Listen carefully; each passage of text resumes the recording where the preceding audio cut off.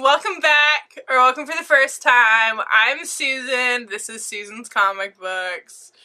I have a particular comic book I would like to talk about today, and it is called Sing No Evil. And I really had to work on work that was no, because I saw Sing Evil, and then I'm like, wait, you really want them to sing evil, and there's like Sing No Evil. It's besides the point. So, it is by these two dudes, whose names I probably will mispronounce. It's JP and Ahonen and KP Alare. I have no idea if that's how you say it. Okay. But yeah, okay, so this is what it says.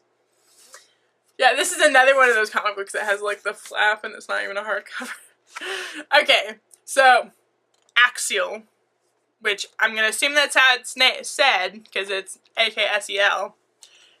Okay, this book is set in Finland, so these names are fucking not within my tongue movement. Axel is having a hard time holding his band together, keeping his girlfriend from kicking him out, and not getting bitten by his drummer. Yeah, his drummer is a bear, by the way. Yeah, you can't really see him. Okay, so, bitten by his drummer. He stutters when he sings, and the latest reviews says that he has a voice of a crow with throat plague. That's not a compliment, even for the avant-garde metal his band Perkios plays. It's beginning to look like there's not enough gaffer's tape in the world to keep this group together. Lily, the art school student on keyboard, Kurvianen? Why do you have to make my favorite character have the worst name? Or, well, not the worst name, it actually looks really cool. The hippie bassist, Bear, the drummer, an absolute party animal, and Axel, a perfectionist who can't seem to do anything right. Perkios gets one last chance to strut at Rocktoberfest when they add a new voice. I'm going to assume Aiden. From the local Kia Pizzeria, who sings like an angel and is pushing Axel right off the stage. But Axel has bigger problems as he finds himself in battle to save the city from supernatural forces. The key to it all could be that the music he hears in his dreams, if it doesn't drive him mad first. First off, this, not necessarily a synopsis, but this presentation, which is, to me, what I just read to you, presented to me a very different kind of book. It brings up the fact that he can't hold his band together, and yeah, that does seem right, but that seems more towards the end. I don't think the whole band falling apart starts until probably page 150. No, I lied, because there's like 150 pages. I want to say it seems like his band won't hold together until about page 100. And then it presents the whole girlfriend trying to keep his girlfriend from kicking him out. Yeah, I see that the whole book. And then not getting bit by his drummer. I see that the whole book. Okay. It also presents the idea that this new singer is trying to replace him. That doesn't necessarily seem that way. Like, as a third party reading it, it doesn't seem like this new singer is trying to kick him out of the band or trying to take over his part and whatnot.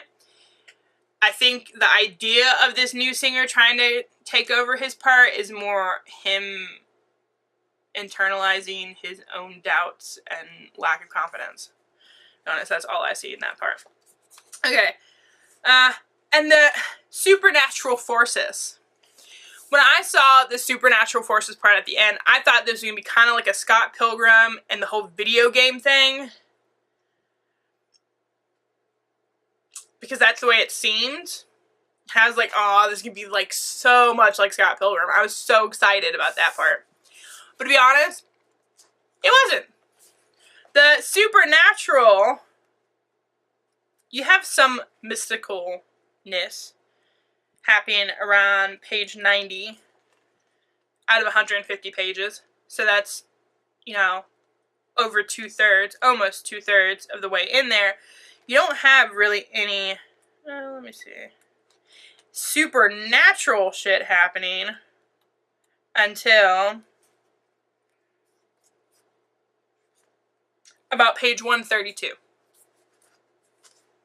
Yeah, around there is when you start hearing about supernatural shit going. Out of 160-ish pages.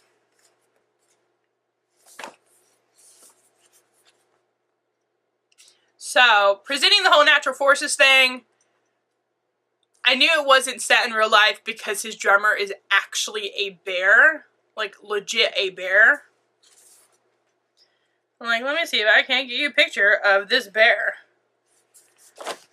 Oh, I probably shouldn't do it so prominent and such a prominent part.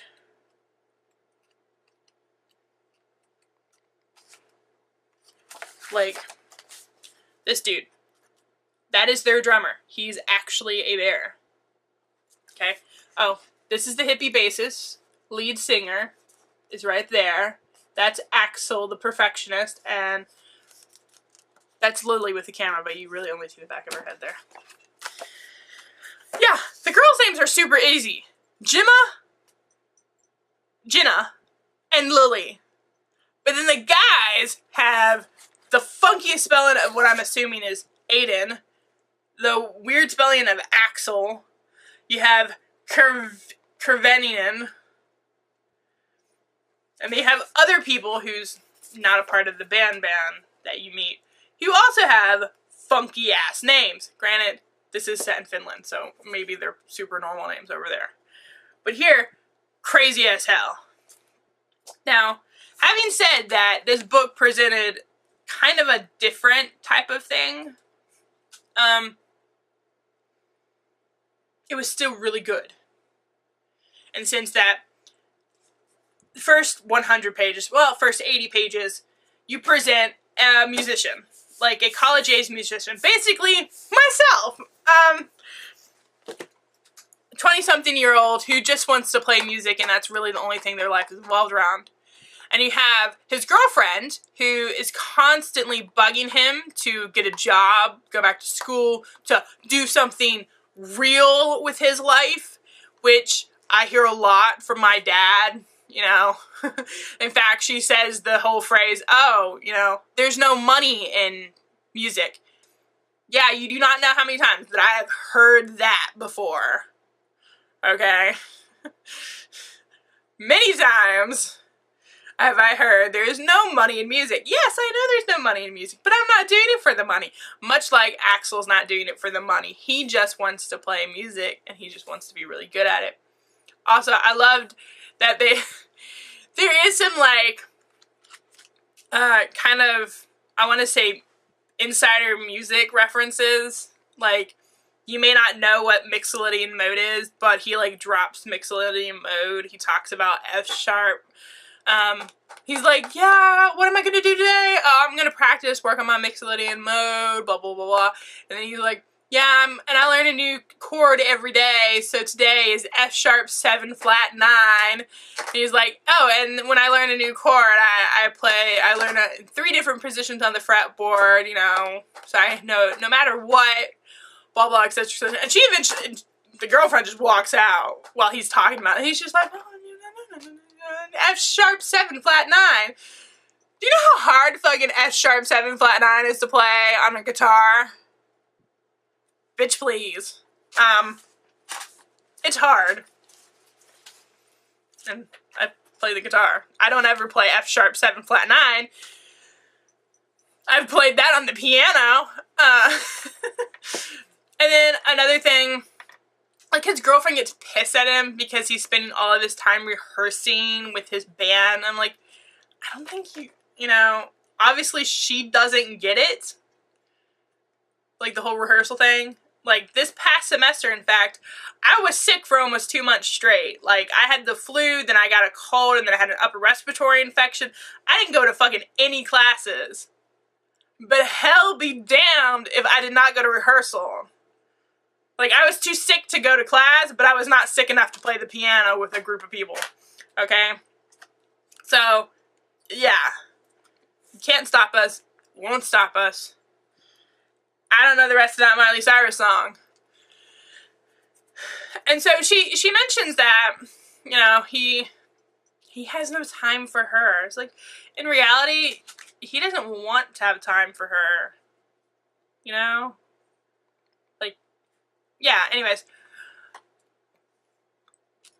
So it was good in the sense that, and I don't know if other people would find it good. I found it good because I liked the music community tightness of it. So, like, if you're not a big music person, or you don't play an instrument, or you've never rehearsed with bands before, you know, and I was in the fucking concert band from literally 5th grade to high school graduation, and then I was in various ensembles in college, and I played in various jazz ensembles in college, and played piano duets in college. So I constantly played with other people. I forgot where my train of thought was going. Where's I going with this? Yeah. So, I mean, there's this whole community in the actual music world that's not just listeners. And I think for the people there, or people inside who know what I mean when I say Mixolydian mode, I think for them, this will be a very enjoyable book because it feels very inclusive. It's like, oh, you get me, Axel, you get me. Okay? Because the character Axel, totally understand. I totally get him. Purely, like, we are two birds of a feather. Because he gets super shy. He gets super shy when it's time to go on stage. Like, he gets so sick before he performs. In fact, they mentioned one time where he got so sick that they just left. Like, they didn't even play. And, yeah, who do you think gets sick before they perform? Me. Like, I get so anxious, I don't know if I'm sick or if I'm just anxious. He throws up, much like Caleb Followell does, before they perform. Yes, I do research, I do read about a lot of people. Caleb Followell, you know, like Kings of Leon. In one of the Rolling Stones magazine's interview, he did say that he used to get sick and he would throw up before they would perform. Yeah, so did this guy, Axel. So I get that completely. I get the understand of hearing music everywhere, okay? Because there's a few parts where people are talking and their words just turn into music notes. And I'm like, oh, I get that. I totally get that. There's this, like, bustling around that he hears when he's riding his bike and he almost gets in a car accident. Like, a car almost runs over him. I wonder if I can't find that.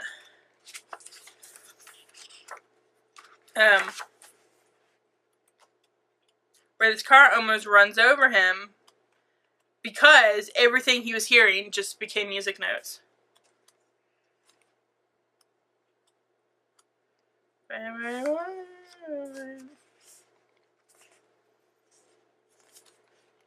Yeah, and his girlfriend's saying that it's tuning him out. And it's like, no, sometimes we just don't mean to do that. It just happens. Okay, so they're at the very beginning, they're having a dinner party, and right here, you can see some of the words are becoming music notes, and they slowly just become music notes completely, you know. You know, here's people talking, but he doesn't hear anything, he just hears music notes. I loved that idea. The whole supernatural part aspect, though, I think was unneeded. It was kind of like the guys who's writing this book, they're like, well, we need shit to happen at the very end. Whoops, alarm. That was my alarm clock. So it was like the guys were like, you know, we need a way to end this book. And they're like, you know what, we're just going to put a bunch of cannibalists in there. Like cannibals. It's like, they started writing a book that was kind of not set in a magical reality, but set in reality with, like, little quirks. Like, you have a fucking big ass bear as their drummer. So yeah, little quirks. And then was like, yeah, we're gonna turn into deranged zombies or something. It was very interesting, but I still don't quite know how I feel about it. Like, I feel very good about it in some aspects, and then I really like, okay, that just, to me, the whole supernatural part, I just feel like they didn't know how to end it. You know? I think this book should have been more of a drama than supernatural. Like, it should have just been a drama, not a supernatural ending thing. But I can't control it, so I would give this C-, because I kind of don't know how I feel about it. So what's a C? So like a 72%-ish, 73%. I would not say it's for all ages either. Mostly because there are some scenes that aren't actual nudity, but there is a scene where Axel and his girlfriend, who does throw him out eventually, start to go at it, type thing. So definitely not all ages, but I think, you know, like a 13-year-old could read it. Yeah, that's just me. A mature 13-year-old, I would say that. Anyways, I did like the artwork though. I thought the artwork was beautiful. It wasn't like super detailed, but it was simplistic enough. I don't know, it was just, it was solid. Very solid. Like, why can't all artwork kind of be like this? You know, just solid. I liked the colors when they're performing. Like, that's one time when they performed. Yeah. The coloring when they performed was absolutely beautiful. There should be another one, yeah. Like, when trying to tell a story of when they get so caught up in the music they don't focus on anything else. That'd be another one.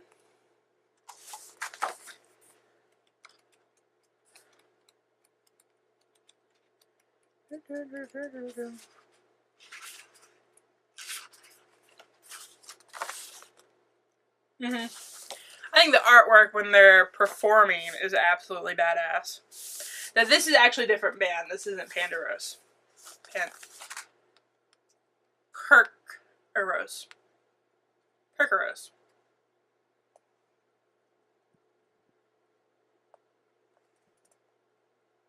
Anyways. But yeah, I do recommend it. I think someone else might like it. So, yeah. Anyways. So, that's all I have to say. This is usually the part where I tell people to follow me on Instagram, to go follow my adorable kitty cat called the Maplekins, aka the Neil Patrick Harris of cats. And I would love, if you've read this book, I would particularly like to know if someone else really loved this book or really hate this book. Like, I would like to know how people feel about this one, specifically. Normally I go, I like this book so much, I don't care what other people think, but this one I kind of want to know what other people think. Just so I can see if other people are as equally confused as I am, or if it made sense to them, or if they just completely enjoyed it. So, if you've ever read Sing No Evil by can't pronounce these people names, by JP and KP with last names. I think that's interesting. Their initials are JP and KP. J, K, and then P's. Okay, whatever. Anyways, that could just be a coincidence. So, go follow me on my tiny little bits of social media, such as Instagram at Suzin High School, so you can see adorable pictures of my kitty cat, because he's adorable. And he likes to read comic books with me. Okay, bye-bye!